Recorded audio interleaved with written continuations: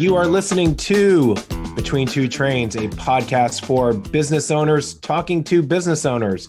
My name is Mark Apple. And I'm Eric Most. And today we are speaking with Adam Slutsky, Slutsky Realty Group. Excellent. Adam, so great to have you here. I know we've got a bunch of questions for you because certainly these last year and a half or so has been really interesting times for business owners, and especially those of us that have an office that we go to, whether we're renting it or we own the building.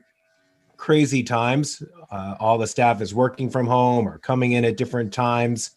Love to just jump right in and kind of figure out from you, what has the last 15, 16 months been like? Well, it really depends on the industry, or if it's an office space, industrial space, or if it's a retail space. So that's been the real question. Is everyone's had their own success and failures and ups and downs over the last 14 months. So they've all been, not one has had the same experience, and not everyone's had the same experience. Adam, talk to me about your business. Do you focus just on commercial? Do you do residential? I only do commercial, tenant rep predominantly here in Atlanta.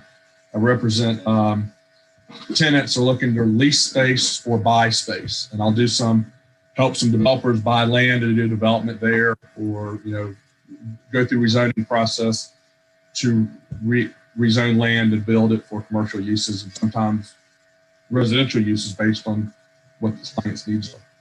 And that's in Atlanta, and I'm a licensed broker in 19 other states, so do a lot of work in other states, predominantly in the investment area.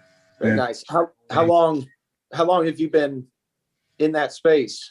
I got my license initially in I think January of 1991, and got my broker's license in February or January of 2002. And that's when I started my own company. So basically February of 2002 is when I opened up my doors. 2002, a little bit of an interesting economic time coming out of 2001 and some of the, .com bubble. Talk to me a little bit about kind of that decision to branch off on your own. I'm assuming you're with another company. Was it a big company you were with, or was it another small shop? Well, I really didn't have a choice. I had been a landlord rep for a number of years, representing the landlords and working on projects. And the company I was with, a combination of the .com debacle. We were always predominantly, we were real small tenant spaces. So he decided he was going through some personal issues as well. So he pretty much shut down the company, at least the part that was making money, for going through divorce. And there were really no landlord rep jobs available. So I found myself having to become a tenant rep broker and just opened up my own firm. I had no interest to open up my own firm, had no interest to be a tenant rep. And I liked being a W-2 employee. And so it was a culture shock to go from every 2 weeks to how much money do we have now in the bank? So it was a real change of things. So I've been very blessed with the business I have.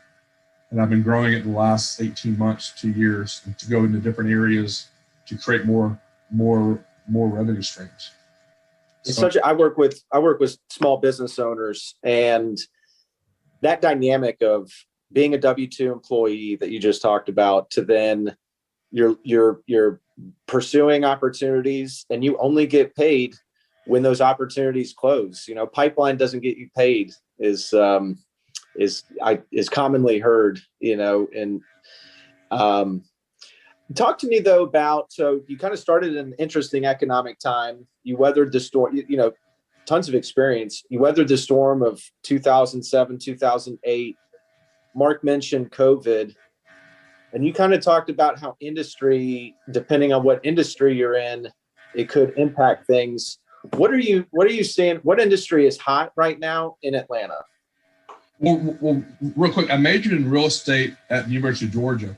When I graduated in '90, the S&L crisis had already hit, and the RTC the Resolution Trust Corporation controlled all real estate. Real estate was dead. unless you were an investor being able to buy stuff for pennies on the dollar. Then I had the dot-com bomb hit in 2001, and then now 2008 was when the economy ended as we know it in the fall. And now we have COVID here in 2020. So the industries right now, the industrial side has been extremely hot. The distribution where everyone's ordering from home, that is not slowed. That has exploded in number of spaces being built, leased, number of people wanting to buy industrial buildings. That is the hot. Out of those three, office, industrial, retail, that's the real hot one. And a lot of those companies were, important businesses that couldn't shut down during COVID. So they're the ones that got to stay open and hire people, take space. And also back up to 2008, when the economy died, then nothing commercial-wise was really built from maybe 2008 through 13, 14. And what has been built since then has been mega buildings. I mean, I remember when I started, 250,000 square foot building was big. Then a 500,000 square foot building was built as spec, and the whole building was leased up in Swanee, which blew everyone away. That something that big could be leased by a big tenant at one time. And then now you have million square foot buildings between 800 and 1,500,000 being built as spec, and they're being gobbled up by Wall Street pension funds, as well as, from the acquisition side and ownership side to the tenant side. Atlanta is one of the 7 or 8 major regional distribution hubs for the entire country.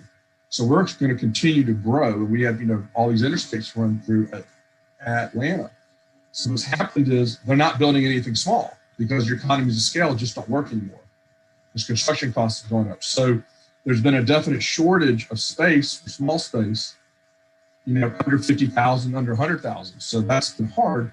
So, but that market is just, rates have gone up, and it's what stayed, that has just been really keeping the industrial going crazy. This industrial that's really exploding that you mentioned, you talked about this project in Swanee with the 1,000,000 square feet. Is that where most of these buildings are now being built? It's really sort of outside of the perimeter and kind of, far out, which, those of us that lived here a while, you think Swanee's like a day trip to get to. Swanee in the 90s was where they built I think 400, 500,000 square foot building that changed everything. That was in the mid 90s. And through about 2000 and maybe, Atlanta's divided up into sub-markets when it comes to real estate, whether it's industrial, office, or retail. They all have their own individual sub-markets. Atlanta was the largest industrial market in the entire Southeast back in the 90s, and the largest sub-market was up 85.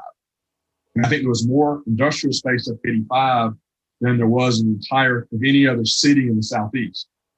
And since that time, these mega buildings need so much land that the airport in southwest of Atlanta and down 75 have become where they build these 1,000,000 square foot buildings. And that's the largest sub-market, the airport market and stuff that's in the city. And then to go out, you need, 100 acres to build 1,000,000 square feet, because you need the trailer storage, and you need the cross dock facility.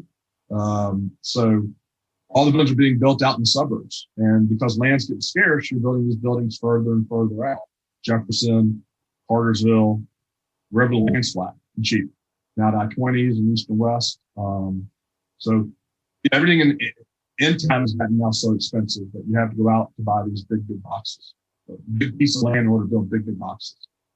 It's you mentioned something about the dynamic of a lot of big entities, companies, Wall Street are investing into these buildings and space. We work with small business owners. We interview small business owners.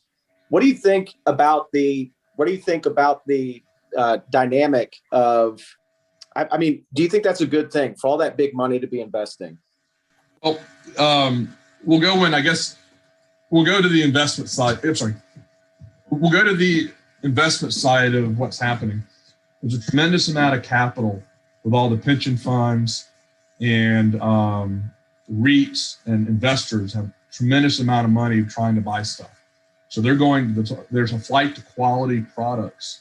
So these big industrial buildings with these long-term leases with these big companies are very considered safe bets. And they have to invest a certain percentage of of their assets into real estate. So you buy these big buildings and they're 1 million square feet and you can pay 50, 60, $100+ million for these buildings. And you can, put a lot of capital away. And so what it's done is driven prices up for even the less expensive buildings or the smaller buildings because of the lack of product. There's more money chasing product than there is product that's out in the market. So now prices have skyrocketed when it comes to investments, at least on the industrial side. That is a great answer. You are listening to Between Two Trains. Today we are talking to Adam Slutsky of Slutsky Realty, and we are going to take a quick break, and we'll be back in just a minute. Attention small business owners. Right now, your next customer is looking online for your services. Will they find your website or a competitor's? Will your phone ring or will it be another slow day? Don't let another bad day go by.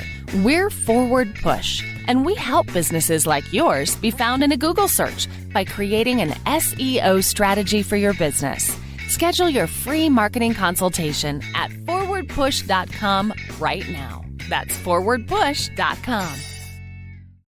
All right, we are back. And Adam, I want to ask a question. You mentioned this earlier about the small business owners and how they are wanting to have either a rental or a lease or find their own place to buy. And in town has become so expensive.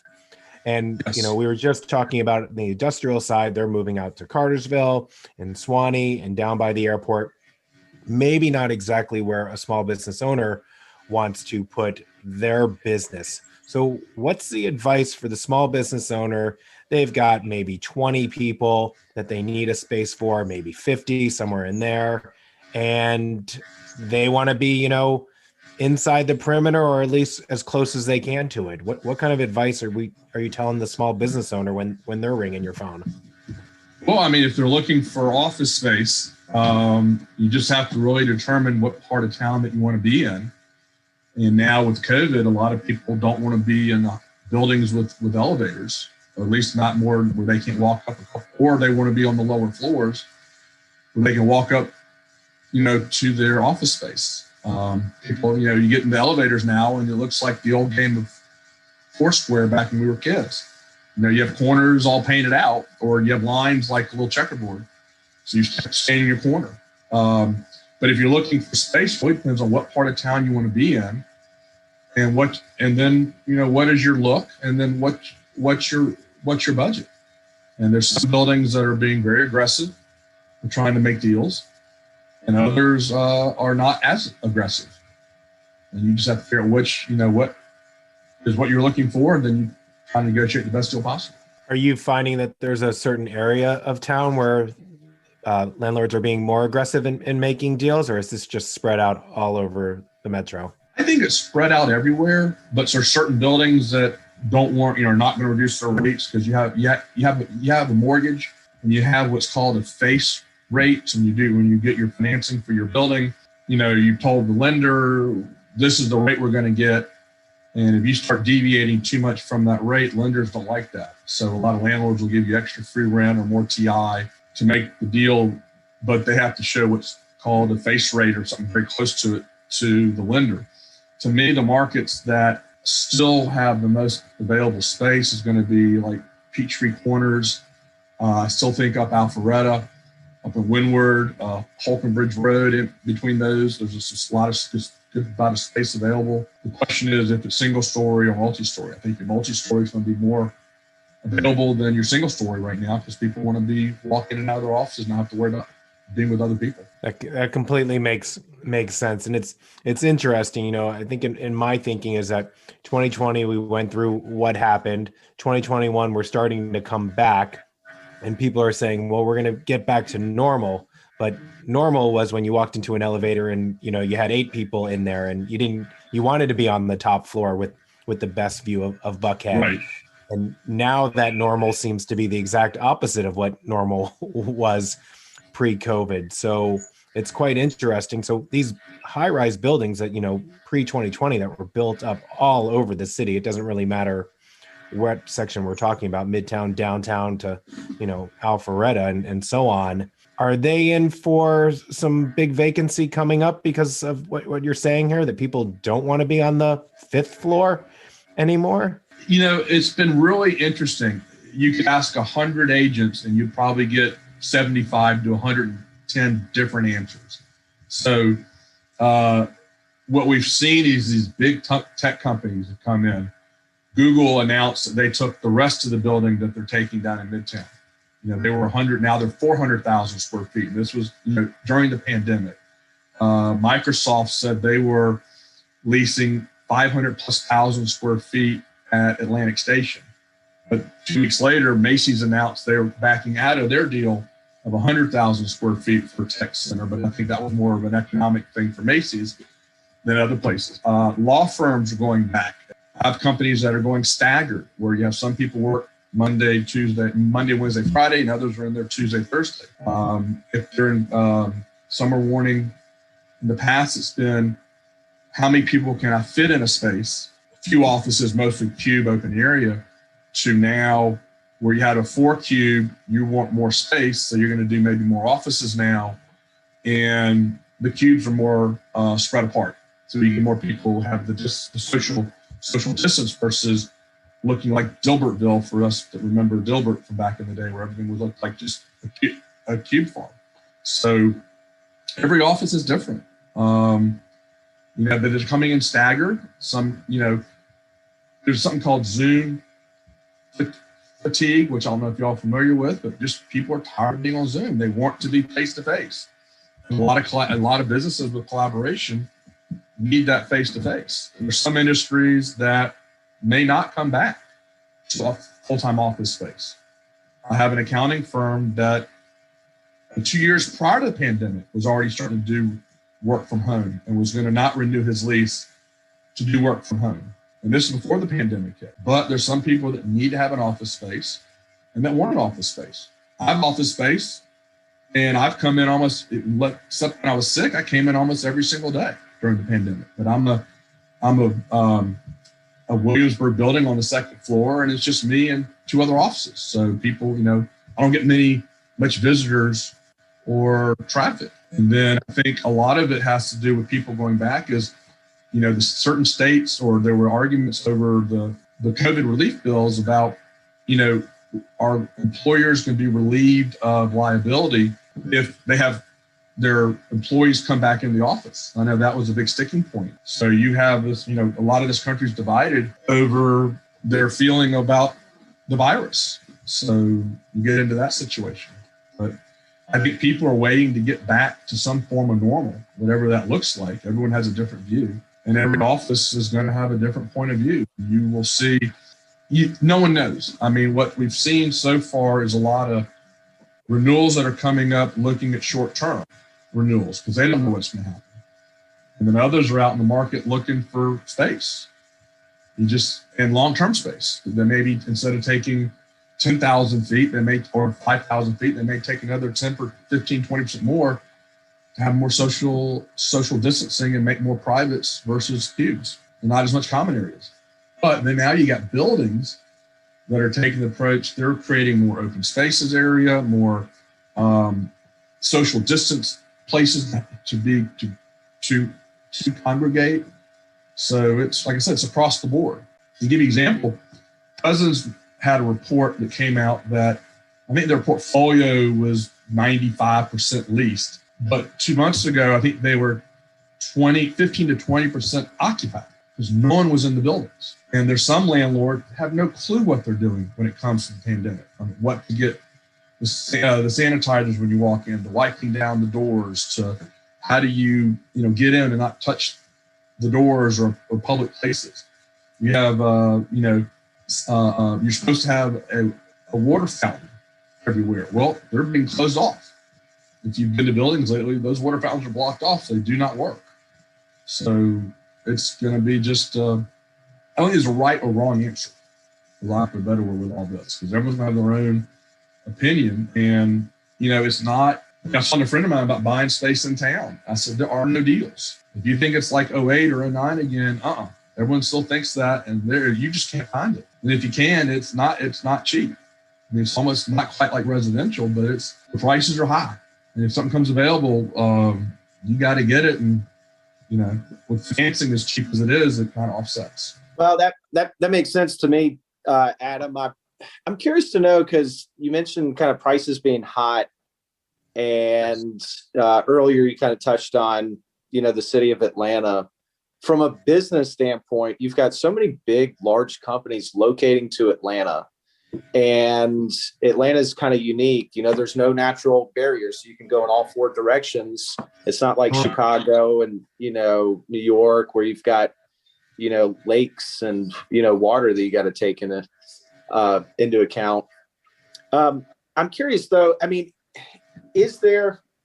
is Atlanta blossoming into the next Chicago and Houston? When you talk about the buildings and the level of investment, these are long-term investments. These are people who are constructing buildings are in it for typically a long time. Those buildings last for a very long time. Right. Decades. Well, we have buildings that are over 100 years old that are, that are the Hurt building downtown Atlanta, I think, is 100 plus years old. It still works. There's some old buildings here. So do you see, it's cheaper to go outside the perimeter. Does the downtown area continue to fill up or do people just go outside?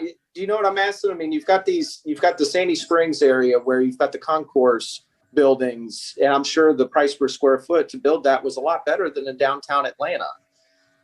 Do you see it continuing to expand out, or do you think that Atlanta, the downtown area, is just going to continue to be the heart of the pulse of the business environment? Well, I think Midtown is the heart of the business environment. And that has been for a number of years now. I think what's happening is, prior to the pandemic, in '08, before the economy died, the national bird of Atlanta was the crane. So you had cranes all over the place in downtown Atlanta, and they were for high-rise condo buildings. Well, that whole market evaporated. Now, the last 3 years or 4 years, you've seen all the cranes again. Those are all apartments. So you have all these young people moving into town. You have people that are getting rid of their homes and moving into town because their kids have moved out. And I think the vibe is happening and increasing dramatically on the in-town side. And people want to live in town. But then now COVID hit, and people wanting to go back out to go into, a lot more space. But the apartments are taking, they're building tons of apartments in Midtown, some in downtown, these big high rises, and, they're renting them out. And they've increased their rates. So, you have Georgia Tech, which is a strong draw for IT. They've built a lot of big IT buildings, and tenants have moved down there to be next to Georgia Tech and all of that brings. Definitely not the football team, but definitely, the engineering and the AI and the internet stuff. And then you got, the Atlanta colleges there. A lot of companies are going close to that to bring more opportunity for the historically Atlanta Black colleges down in Atlanta. And they're creating more IT opportunities. So that's where Atlanta in town, is really where if you're accessible to MARTA, because a lot of millennials want to ride on, don't want public transportation or ride their bike or stuff. So Midtown is exploding. Downtown is just the land's expensive. I don't think it's expensive as downtown, but parking has gotten to be so expensive. The rates could be super cheap for your rental rate, but your parking is so high, which is kind of where in Midtown, they're kind of both high. So, but people are now going to the Burg, but Buckhead now has very limited places that offer free parking. And even the burbs have started to build lots where potentially they can have paid parking where you're no longer free. So, as you said, there are no barriers to entry in Atlanta. We can go in all four directions, just like Dallas. I mean, we can continue to grow and grow and grow. The commute's hard. We had an issue with sewer many years ago and sewer capacity. We got a lot of retail, and retail follows the rooftops. So they're going to build wherever they think they can build. But like I said, Sealy built their building in Midtown. Google, in a law firm, I think it was Jones Day. Well, Google put another 400,000 square feet. I mean, the whole building's leased. Now they're looking to do another building down there. So, wow. And then Microsoft bought 80 acres west of Atlanta. The old quarry, right? Quarry yards, thank you. And they're going to build a monster facility there. And they're still going to plan it long term, but they took 500,000 square feet at Atlantic Station. That was a brand new spec, and they're going to, have this campus to build more stuff. But on the flip side of that, we have more sublease space available than we've had in years. And you have the consolidation of BB&T and SunTrust, which is going to give up a whole lot of space in town. You have other big companies with multiple offices consolidating because people are working from home. So everyone's still trying to figure it out. And we joke around, when someone does, please let the rest of us, because it's just, no one knows. It's just, it is a total crapshoot, and you're throwing the dice. And if you get an office, are people going to want to come back? Are people holding their breath? Or people, because the market got a little frothy there a couple of years back with a lot of people coming in. You mentioned all the cranes being built, and there was just a lot of bold investment. Are people holding their breath, waiting to see how this kind of shakes out? What are you seeing? Well, the apartments, the rents dropped some, and now they've gone back up to the point they're one of the recovery children of the besides the industrial. The multifamily is really taken off. So how can that be sustained? I mean, it's the millennials right now, but those millennials are having kids and they want single family homes. But the generation behind, I mean, it's a smaller generation compared to the millennials. How can they keep up the occupancy? Well, that's a great question. So, as they say, someone else's gain is someone else's loss. So you have the old Rust Belt, what they used to call it. I mean, those populations, Cleveland, Detroit, big city, are all decreasing, and everyone's moving south of the Mason-Dixon line and moving into the southeast or southwest because of the weather, cheaper housing, lower taxes, better living conditions, and the weather's not as bad. So we're getting not only that influx, but Atlanta is a major metropolitan city, so you're getting the draw from all the people that are in the surrounding states. So that's where Atlanta is a growth city. So you're going to have those growth pockets around the country. You'll continue to have a population increase. And you talk about having the families and moving out. What's interesting is a lot of them don't want to buy homes. They want to rent homes. So that's the whole new market that has exploded in the last number of years, to the point that Wall Street has paid notice and pension funds have paid notice, and they're building subdivisions strictly for rental houses. So you're going to buy. Adam, the banker in me cringes when I hear this. I just don't understand why you wouldn't want to own a home. Because it's like being in an apartment. If something doesn't work, I call the apartment, they take care of it. I don't have to worry about it. Right. I want the mortgage. I want the flexibility to pick up and move. But these investors are spending, there's billions and billions of dollars that just got put into this sector of the market in the last year. And I've been hired by a company to help them grow their platform for home rentals. But the fact they're building single family subdivisions strictly for rental blows my mind. And they're having investors, like I just read one, I think they built 120 something homes, and someone swept in and bought the entire property for a $260,000 home. And these investors are out paying, or one of the problems, they're outbidding other homeowners. So if you wanted to go buy a home, Eric, an investor came along, he'd offer cash and 10% more than what you're going to offer to pay to live in there on a full-time basis. And we're seeing that all over the place right now as well, because all of a sudden people are deciding they don't want to own a home. They'd rather rent it. I mean, I understand, not mowing the lawn, having everything getting taken care of, but that's just a dynamic that, again, it's the banker and when you look Absolutely. at, when you look at a lot of people's balance sheet, typically the biggest asset on there is the home. Now, conversely, typically the biggest liability is the mortgage on that home. Correct. At least as you start out in your life, that's how it happens. Hopefully it catches up and you diversify, but that's just a concept that I understand, but it's also a dynamic that kind of insulates that apartment and rental market, because if everyone's renting and it's too expensive to buy, then you really don't have too many options. Rents have gone up so much, especially in town. And that's why a lot of these investors are buying properties outside Atlanta on the multifamily side. Because remember, if your money's in the bank, what interest rate, Eric, is the bank paying? 0.05%? % in your savings account? I can go buy an apartment complex as a REIT or a pension fund or industrial, you get 4.5% to 5%. Where, how do you not, you got to move your money there.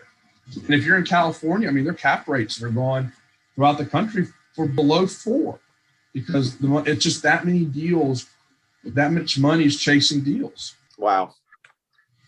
Blows my mind, man. I can't understand. I get it, but I just,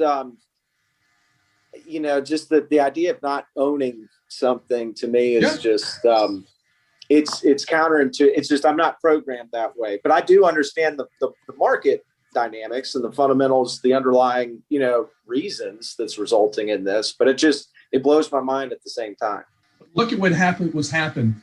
Not only is all this other stuff going on, interest rates have dropped. I refinanced money out at 2.875 for 30 years. That's cheaper than credit card money or taking a home equity loan out. That's why these people are upsizing their home. That's why there's so much money chasing houses that want to buy houses, because the rates are so low. So is there a bubble? You have to put down 20% or more. So, it's not like in 08 for the years before where you got zero down. You had to put money into the house, but you need time on so many real estate fronts. It's a dangerous thing. It's a fine line when it comes to too much money being out there, because then you can run into risk of inflation and just, there's so much money. What's it worth? Right. So it's definitely a fine line. What we just talked about the last couple of minutes is just, I don't know. It's just, it boggles me, but I get it. Rates are low. They are going to increase. Everybody's pretty bullish on the status of the economy for the remainder of 2021. Look at the other issue that's happened. The government's giving out money. So there are people being paid that are staying home because they're making more money taking the unemployment than they used to be at their jobs. And then the government came out a few months ago, people are going back to work. Everyone I talk to who's on this, everyone they know is like, why am I going back to work? I'm making more money sitting at home. And the ones that are taking it, look what's happened to the stock market since March of last year. All that free money came in and people started buying stocks. It's the whole, and the only saving grace is, with the government borrowing trillions, is the interest rates are so low. So hopefully they're paying off their old T-bills and mortgage, bonds they've sold at 5, 6, whatever %. And now they're locking them in at 3.5, and hopefully that'll help offset our huge deficit. We can get out of those long-term higher notes, but it's just, you probably hear from your friends, Eric or Mark, that people would rather take the money and not work. It's a huge issue. The unseen dynamic there too, Adam, is that the productivity. So you've got a labor force that is refusing to work. So then you go out there and find somebody else who is willing to work. You just got to continue doing it. And a lot of times these positions, it can take 30, 60 days to have the training or experience to get the productivity to where the output is so it's a huge impact to businesses. And that is a dynamic that we saw all throughout 2020. For there are certain industries, certain job types where it got really impacted, but people just, refuse to work. In the construction industry, Mark and I were in a meeting.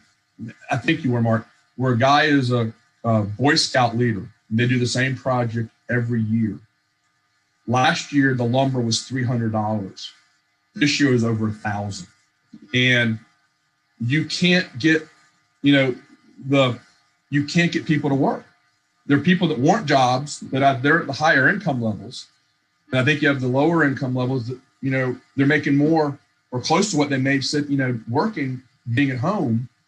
And which is horrible as it sounds, it's not worth it. And they don't want to go deal with the boss yelling at them or getting dirty every day from, working in a sawmill or a sheetrock facility or something. And it's just not enough jobs. There's not enough people to fill these jobs. And I know people are looking for jobs and they can't find them if they weren't the higher end, if that's their level. And that's just been hard. And I don't know are you a banker or I don't know what you do, Eric. Yeah. I'm in the commercial banking space. So I work with, privately held companies typically in the 1 to 50 million, top line revenue space. And, the last year has been, historic from the PPP loan side of things. It's also been historic from an economic perspective too. And most of my clients have some sort of credit relationship. And so it's been a year for the record book, that's for sure. But it's, the dynamics that you're touching on, Adam, are they're not unique. There's a lot of businesses going through this, and it's interesting to have that perspective. Given the massive, big, bills that are passed at the federal level, kind of at the local level, there are dynamics where, some people are kind of grinding their teeth a little bit because they're losing experienced employees that it's why would you work if you can make more money not working? I remember when they were debating the PPP loan, I guess it was the Republicans had one view and the Democrats. And I remember Chuck Schumer, we're going to run it through the unemployment. It'll be like unemployment on steroids, and we'll give them all this money. I was like, you're never going to get people off this. They're going to go on this and never want to get off. It's a sweet sugar there. And I just, there's a shortage. I get all these trade magazines because of stuff I do. And there's not enough auto mechanics. They can't find auto mechanics. The construction industry is losing more people than they're gaining. And because the younger people either A, don't want to get their hands dirty, which is fine, or they want to be in some type of IT because they see where all the money is. So the automobile people are saying, hey, all our cars are computers. You get to work on the car, but you get to do all the software and So you get to do the IT stuff. So that's one of their angles to try to get it. And now everything's trying to go green. And that's a whole new industry.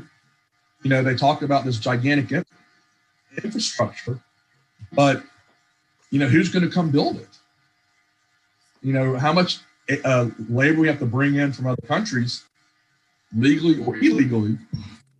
We just can't get people to fill the jobs to do the basics. I've said it. Yeah. It's fascinating, but you're right. It's if it's not happening locally, you got to go outside, you got to outsource it, so to speak.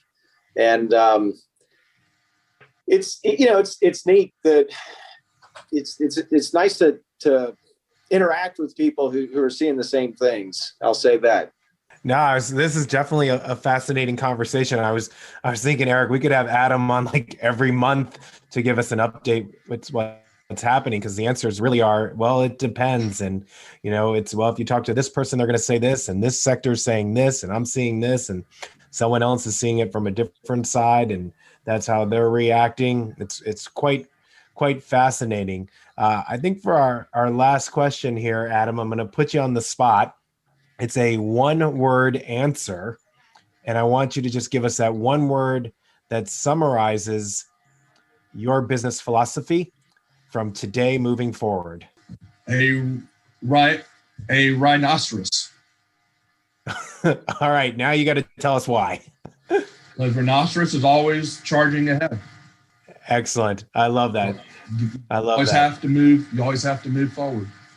Perfect. That is a great answer. Thank you for being with us. Can you tell our listeners where they can get in touch with you so they can talk to you about some of this fascinating information you were telling us today? I think it's a pretty deep topic. And also, if they are interested in learning more about your services, what's the best way to get in touch with you? We covered so many different topics, so I don't know what real estate they want help with, but it's Adam Slutsky, and it's Slutsky Realty Group, and the office number is 404-748-4200. And I can give an email. Excellent. That's, you tell me, Mark, your experience. Is phone number good enough? What you need? Phone number and email sounds great. What do you got for your email? Email is adam@srgrealty.com. Adam at samrichardgoodrealty.com. And I'm in Sandy Springs and happy to help in the form of real estate. Excellent. Thank you so much for being here.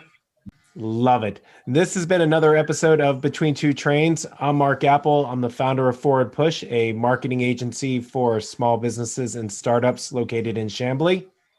And I'm Eric Moss, commercial banker with JP Morgan Chase in your neighborhood, wherever you're at. Perfect. Have a great day, and we'll catch you on the next episode of Between Two Trains.